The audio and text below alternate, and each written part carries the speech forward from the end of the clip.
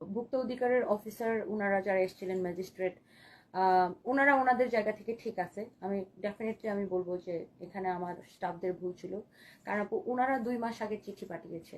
বিশ্বাস করেন হ্যাপি ইয়াসমিন আপু, আমার স্টাফ এই চিঠির কথা আমাকে বলে নাই। ওই চিঠিতে ওনারা লিখছিল শুনানির ডেট।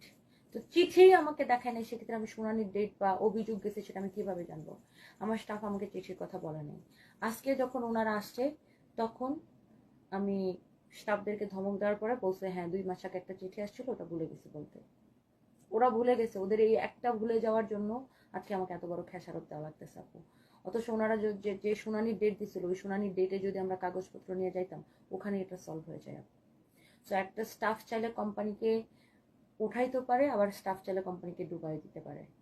এই এই একটুখানি ভুলে যাওয়ার জন্য আপু, ওকে একটা ভুক্ত অধিকার থেকে চিঠি দিয়ে গেছে, সে চিঠিটা আমাকে না দিয়ে সে আমাকে দিতে ভুলে গেছে। চিন্তা করেন। আমার আমার নয়তো আপু বলেন, আমি যদি চিঠিটা পাইতাম আমি কেন ওনাদের সাথে যোগাযোগ করব না? আমি তো জানি যোগাযোগ না করলে সমস্যা হবে, আমি তো জান প্রাণ দিয়ে যোগাযোগ করতাম, তাই না আপু? সো এইটাই হচ্ছে যে মানে সমস্যা আর কি। যাই হোক,